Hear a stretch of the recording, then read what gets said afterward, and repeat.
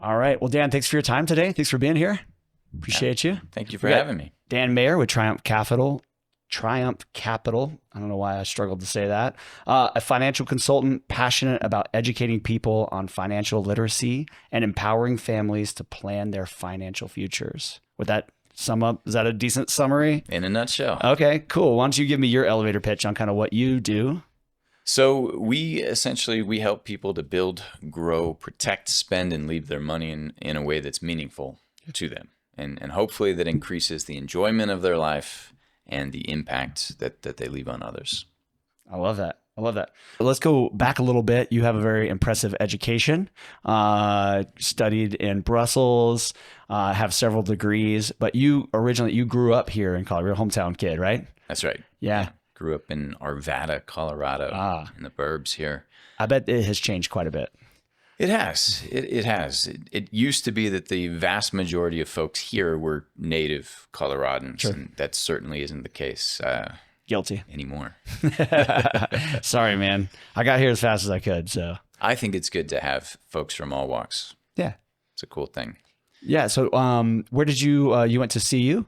Yeah, CU Boulder for my undergrad. Okay. And, as you alluded to, my path to where I'm at today was a pretty meandering one. Initially, I was in film production. Okay. What did you think you wanted to do coming out of high school?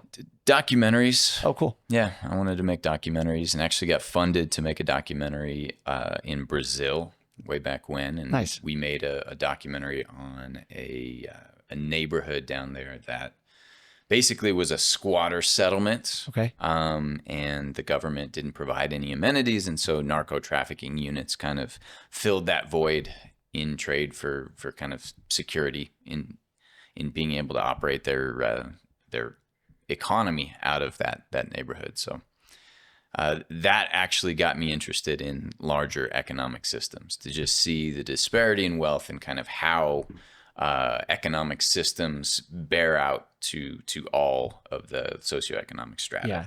So going from like America and seeing economics in America to seeing economics internationally, that kind of sparked your interest? Yeah, certainly. And also I made the determination that, rather than being on the storytelling side of it, I wanted to be an active, member of how the inner workings were going. That's awesome. So after you graduate, walk me through you graduated from CU with a film degree, and then what? Then I got funded for the documentary. Okay. Is that what sent you to Brazil? Yeah. Oh, cool. And the other thing that it did is it really opened up my eyes to travel and kind of having that multitude of experiences and perspectives. Did you travel much internationally before that? No. Okay. No. When I was 21, I did a trip where, I volunteered at an orphanage down there and just got really enamored with the Brazilian culture and was looking for an excuse to get back, and found, that I was able to kind of dovetail that film idea with getting down there, and brought a crew down there, and we spent 3 months. Oh, wow. 3 months. Making a film. And did you finish the film, the documentary? I did. It wasn't the greatest Sure. film, Well, who cares? But yeah. No, I don't think anyone's first documentary is like winning awards. Good experience though. And, then after that, I basically went on a sabbatical from full-fledged adulthood, and I bounced around. I moved to Korea. Oh, wow. What brought you to Korea? Just a desire to see something else. And I worked as an English teacher there to kind of facilitate the stay, and bounced around to Japan and Thailand and Vietnam and all that. And then moved to Colombia, did something very similar in Colombia, and met my wife. Okay. There. What year are we talking? So this was 2008. Okay. And then after that, I decided to go back and get my master's degree. Got my master's in international economic development. Did you guys get married in Colombia when you were there? We did not. We Okay. did the whole 90-day fiance thing, but that part comes later. Okay. We got married in 2013, actually.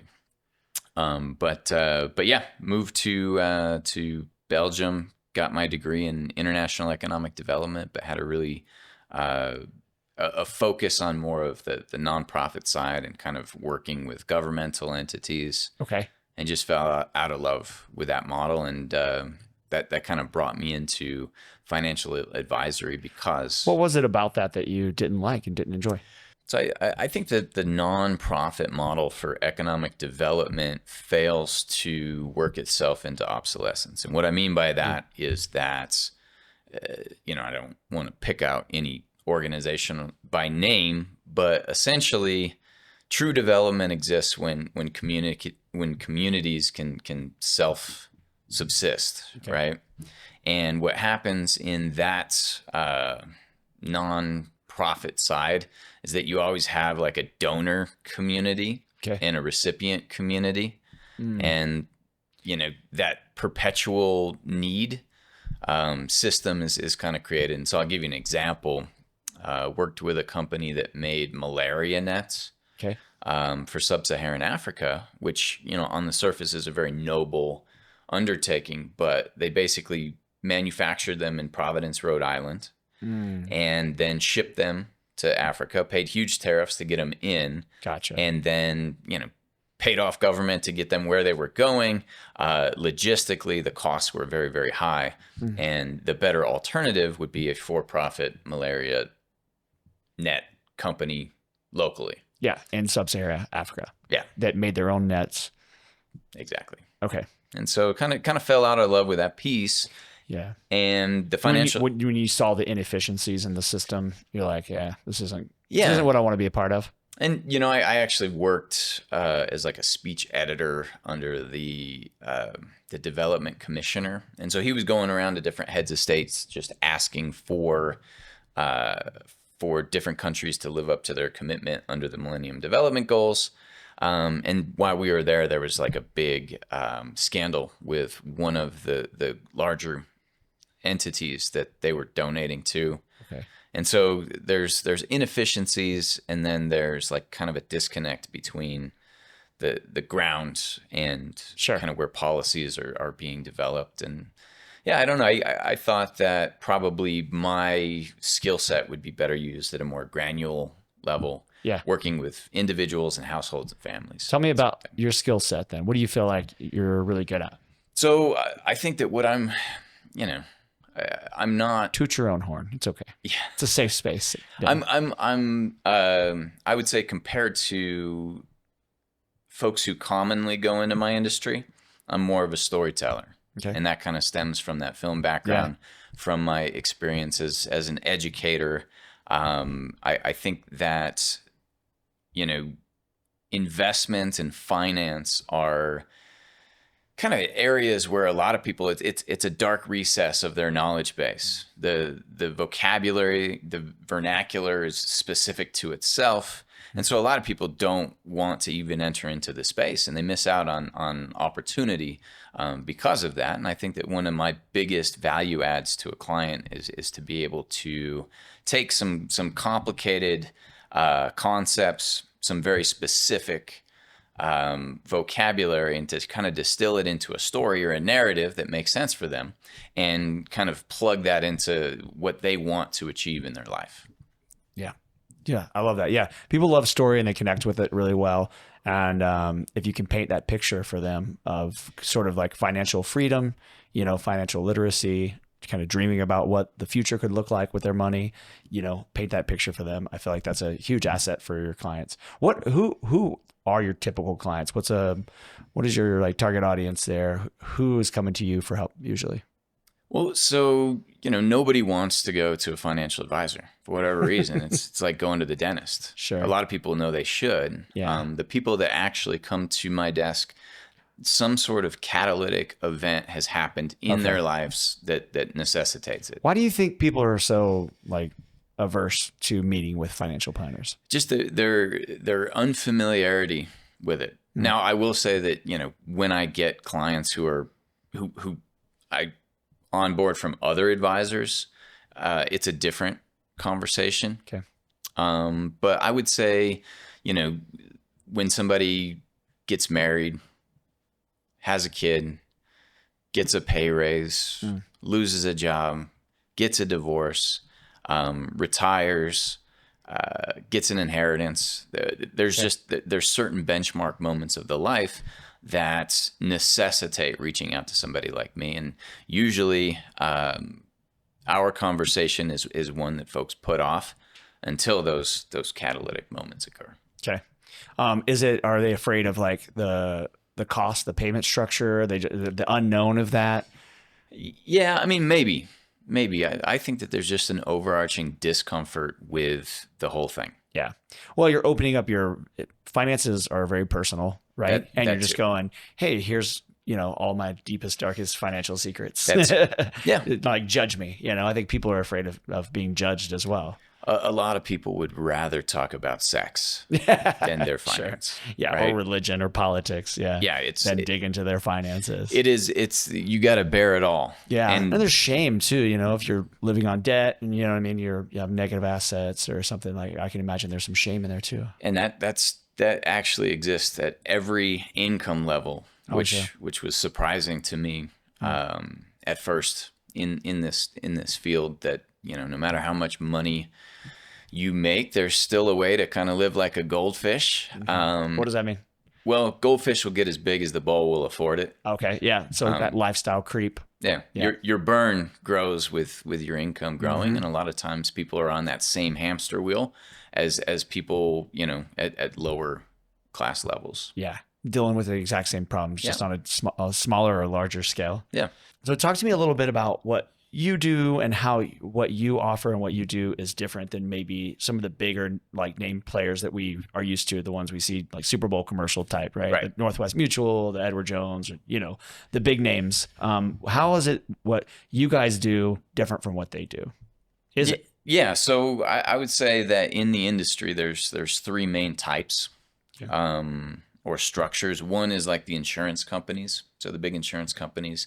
Advisors inside of that structure are basically representatives of the insurance companies, and they have a suite of specific proprietary product to offer clients.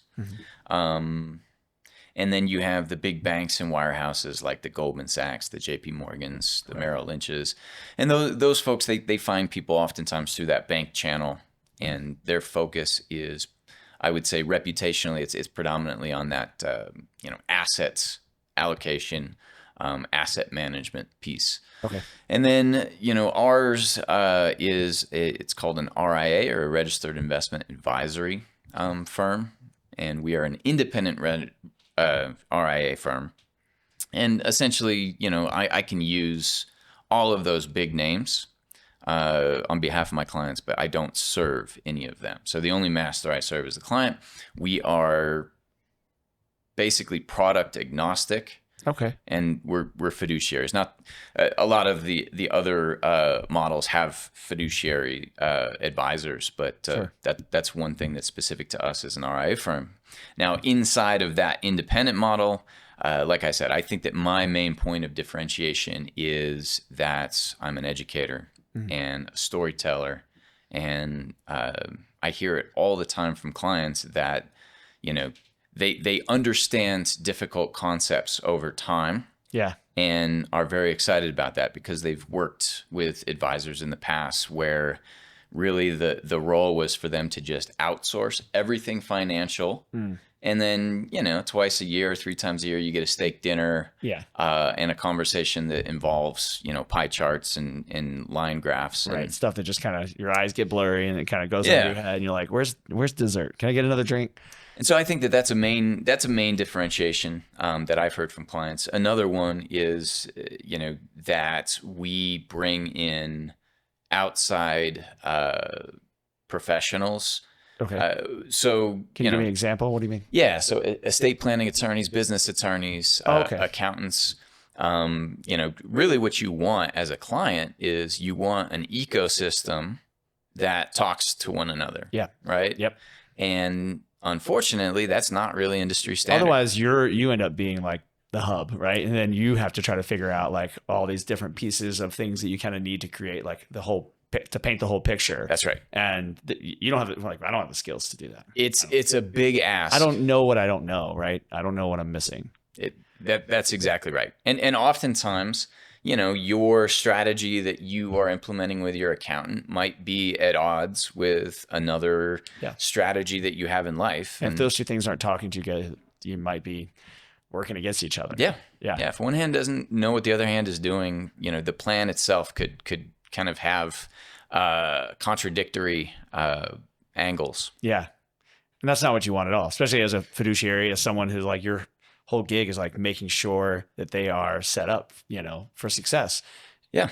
And you have someone across town so I fighting you. I sit in on Unknowingly. a lot of those accounting meetings and estate planning meetings, and just as another set of ears, but also to kind of create continuity. And I've actually built a pretty good ecosystem in the Denver metro area of professionals in those fields that, I feel comfortable with. Cool. But it's always nice to be able to help folks with things that extend beyond the purview of your actual skill set. And it just makes for such a better client experience too. I think so. It does. Absolutely. I mean, in our industry, right? Like, they come, someone's starting a business. I just talked to someone who's launching a new clothing line, and, she didn't know what she didn't know. And I've helped other brands kind of launch their clothing line. And I don't know a lot, but I'm able to go, well, have you thought about this? Have you thought about that? Where you get you know what I mean? And kind of like pointing her in the right direction, connected her to a few other, like, you're going to need, some marketing, you're going to need some logo design, you're going to need a website. Here's who you need to talk to. And like, here's who I usually work with in these avenues, and just like connecting all the people. It's and huge. She was very grateful, right? It was a much better experience. I don't think she expected that coming from the guy who was going to make her video, but being able to do that, just like, because their success is our success, right? If they're successful, then I'll be successful. It's just how it works. That's how business works. Yep. That's how we're comped. As a matter of fact, is the more money we manage, the better our comp is. So Cool. To build, grow, and protect is something that Sure. is pragmatic for us. Yeah, because as much as you love helping people, it's like, you have bills to pay too. That's right. Yeah, we have things we got to do too. So we got to stay in business, right? So you said one of your biggest challenges was sort of integrating technology and to like helping your clients like have a better experience. Can you touch on that and talk a little bit about like what sort of technologies are you using? What are you looking forward to help your client in that experience? So I think that we're being swept up in this AI sea change like everybody else. And what I think ultimately is going to happen is that a lot of the algorithmic components of our job are going to be outsourced to machines that can process, distill information at a much more efficient rate than us. And so, getting out in front of that, I think is important. Now, I don't use any AI to trade yet. I don't want to be on the frontier of that. I think it's a good idea to be a good maybe second with your or third own adopter. Yeah, right. Yeah. But we are utilizing a lot of that as far as, maintaining constant client touch points, reaching out with correspondence, requests for reviews, all of that stuff now I've automated through, AI, and I've got a pretty good workflow. Okay. Are you a big systems there? guy? I am. Yeah, and I think you kind of have to be. Sure. It helps. I've actually got quite a few client households. And so, you can't have waste with your time, and anything that you do that is inefficient is taking away from your true value add that you have for clients. And so building those systems and kind of integrating that new tech has been big. It's been a really exciting thing. And then, integrating things like my podcast, soon my book. Cool. I want to talk about those later. Yeah. So one thing that we struggle with when we automate those like touch points with clients is like keeping it personal. So that's like, right. I'm big on, and then also like each person and their situation is unique. So like when I automate things, sometimes it feels like it's not as personal as I want it to be. It's not as custom as I want it to be. So how do you balance that? Like automating things so that you can be more efficient with your time, but making sure that you're still, everything feels like it's a personal touch because of what you do. It's so personal. Yeah. I think that the personal component comes in our conversations. I mean, when I'm requesting a review meeting, Yeah. Essentially the talking You don't need to points are check very in on similar. the kids Yeah. in every Now, email. what's really cool, so I've got like an AI note taker for all of our meetings, Hmm. and we keep record of all of those, household milestones, what's new with the family, because that stuff is important. And ultimately, kind of our orientation is that money and wealth is a resource and not an end game. The true end game is the achievement of life goals, and that involves family, it involves community, it involves personal aspirations and all that Philanthropy. stuff. And so if you so we log that very carefully, but we're using AI to do so right now, and it really saves a ton of time Sure. and effort. But we have total continuity from meeting to meeting now because we have the entire transcript from the previous meeting. Wow. That we can kind of look upon for the upcoming meeting. Yeah. And keep So track of folks better. You take a peek at that before your next meeting, refresh what you talked about. That's good. I like that. That's a great use of AI. Yeah. I use like something that records my Zoom calls with clients and it summarizes it. And I'll always just forward it to them. Hey, just so you have this, here's what we talked about. It summarizes a bullet list. Here's some to-dos. It puts, to-do items for you in there. And that's a huge tool, just like as I usually send it a day or two after, because sometimes you get busy and you forget, hey, just so you remember, here's what we talked about. Yeah. And like you said, ultimately, one of the biggest, I guess, areas of opportunity or weaknesses is when the advisor has to delegate action items to the client because client's busy. Yep. And they just had their quarterly meeting. Right. And so you've gotten a big window of the time that they have available to you. And so with that kind of added touch point of here's what we were going to do, I will check in 2 weeks on this. Just, for lack of a better phrase, hand holding, I think, gets outcomes that are better than just giving advice and leaving it at that. The greasy wheel gets the loud, what is it? the squeaky wheel gets the grease. There That's you right. go. Yeah. So if you kind of just dribble in their inbox every week or two, hey, don't forget to send me this. Don't forget, we need this, we need that. Yeah. You'll probably have a lot higher chance of getting it. So. That's right.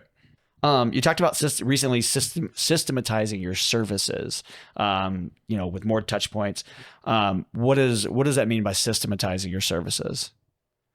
Well, I think it's reconciling the fact that each client is unique with the fact that in order to offer the best service, you need to almost run through a specific, scope of work list. Yep. And so, I've systematized my onboarding process.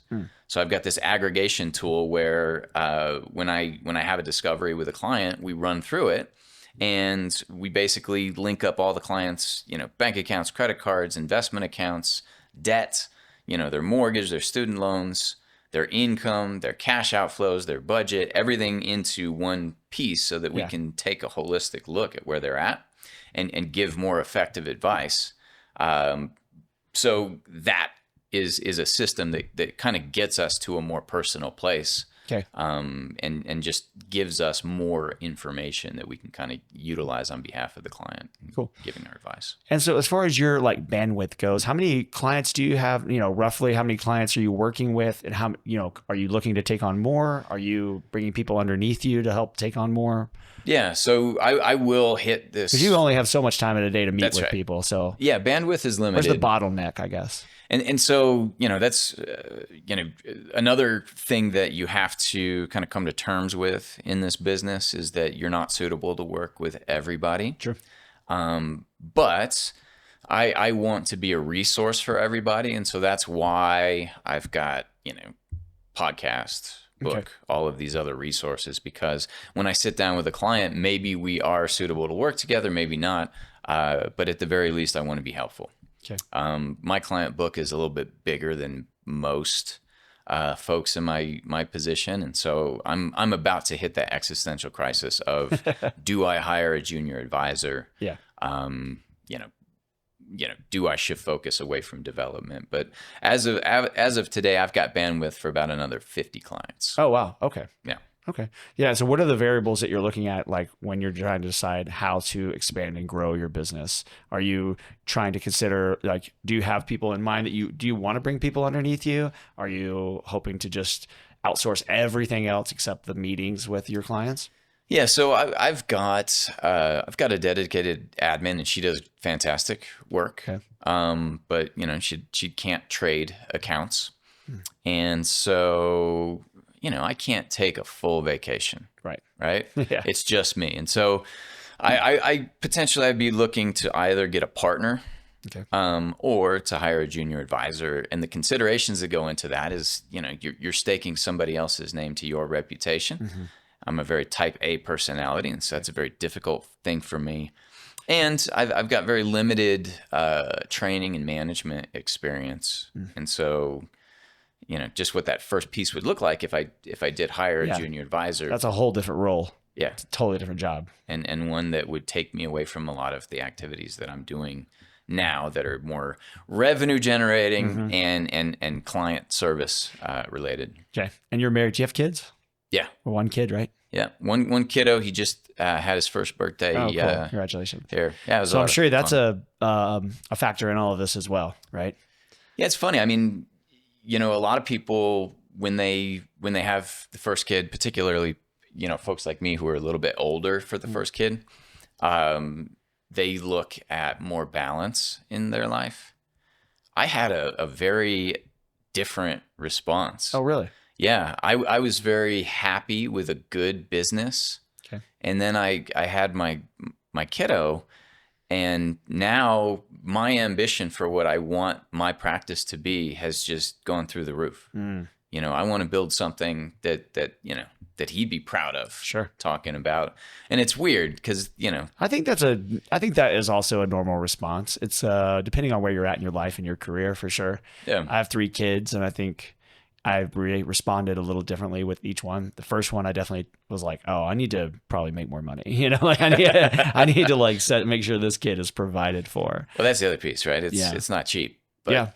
Yeah. And then my wife works and she has a pretty decent job. And so by the time the third one came around, I kind of was like, maybe I'll just like slow this down, take my foot off the pedal and just try to enjoy this while they're little a little bit more and do what I want to do and make sure we can provide. But like you said, our fishbowl, let's just shrink our fishbowl a little bit and we'll enjoy all the space that we have in that smaller fishbowl if we want. And then when the kids are a little older, a little more, self-sustaining, I can try to get a bigger fishbowl down the road. So, but definitely with my first one, I was like, I gotta go get it. I gotta get out there and go get it. yeah, it was an odd thing, and I to my own embarrassment, like the intrinsic motivation wasn't as strong as kind of seeing yourself reflected through your kiddo's eyes and wanting to live up to that. Yeah. It's a big motivator. It's a big motivator. So cool. You've touched on the podcast. Tell me about that. What was the driver? What was the impetus to start the podcast and what is it about? So, kind of as we were saying, I've got very limited bandwidth. Mm-hmm. I can work with a very finite amount of clients. But over the last 11 years, I've aggregated quite a bit of helpful information on finance. And I think a lot of people, to your point, like they don't like being out doing it. Yeah. I mean, I'd liken it to like I do yoga sometimes on YouTube by myself. Sure. Because I can't bring myself to like a yoga studio. It's a different experience. Yeah. And so for all the do-it-yourselfers, I wanted to have something that would take them through kind of the arc of, best practices, what to do when, kind of build out that chronology of life, so that they're doing things that are going to allow for them to provide for their family and achieve those qualitative life goals that they have. So the show is called Aspirational Wealth. And I think that that's the main thing is wealth is a resource and you've got life aspirations and the resource should be allocated in a way that kind of structures you to achieve those life aspirations. So, your aspiration could be a ton of travel and meaningful life experience or, creating security for your family. Or creating impact in your community, whatever those aspirations are, your financial plan should directly fall in line with that. Do you have any tools or strategies that you teach people or walk people through to help them figure out what their aspirations are? Yeah. So, well, tools, no, I've got books, Okay. right? And things that have really helped me through that process. Okay. And the funny thing about finance is that, I think we're all treading on other people's footprints. There's a lot of great thought leaders that have Sure. come before us. And so I borrow from a bunch of very, very smart Yeah. finance folks. Who are you taking knowledge from, inspiration from? So I think that everybody that you've heard of has had a value add overall. Sure. So like the Dave Ramseys, the Susie Ormans, I think that net, they've done a very good thing because they have people being mindful about their finance, being mindful about the fact that, debt is tremendously decreative. They're at least moving people in the right direction. Yeah. And, obviously we offer more customized solutions. Yeah. But I think that line of best fit that they've been able to kind of push upward is a great thing. I also really like Morgan Housel. He did The Psychology of Money. Okay. I like Scott Galloway. He does the Prof G podcast. Scott, Prof G, I love just it. came out with the Algebra of Wealth, which oddly has a lot of synchronicity with what I've done in my podcast. Oh, cool. But basically, so my first 10 chapters of the podcast, chapter 1 is motivation. And it's kind of figuring out your why. Simon Sinek has like a good kind of take on finding what your why is. And then chapter 2 is orientation. So it's seeing where you're at. Okay. And then, you go to allocation, starting to put pieces in place. And Your navigation. podcast is very curated. I like that. Super curated. Yeah, very curated, very thoughtful, very intentional. It's almost like it almost reads more like an audiobook. Like you just said, chapters. Chapter. Is this what your book is going to be kind of about? Yes. It's going to be structured similarly. Yeah. So I think to my detriment, a lot of times when you're that curated, your personality kind of gets lost. But what I wanted it to be is information forward, and I wanted it to be very direct and to the point. So if you listen to an episode, it's like 12 minutes long. I think 12 to 15 minutes long each episode. Easy to consume on a commute or on a walk around the neighborhood. Yeah. Well, I think if you build those foundations of sort of like what you do and your principles and what you teach, and then you can add personality on top of that. Once you get that set in place and this is what I teach people, this is like what I walk people through, then your personality can kind of shine through after that. Yeah. And hopefully, so the other kind of weird thing about being a financial advisor is that you work with people that, of every political affiliation, Sure, yeah. and you're dealing with folks who have a wide variety of perspectives. And I think that, obviously I want to be authentic, but part of our job is to be somewhat removed from that and more stoic than personally invested in a lot of things. And so as markets present opportunities, we move on behalf of the client towards those opportunities. Yeah. But that is to say that, my personality, my personal beliefs and that sort of thing, sometimes they kind of have to take a little bit of a backseat because of the job that I have. And fiduciary responsibilities too. That's right. Yeah, that's good. I love that.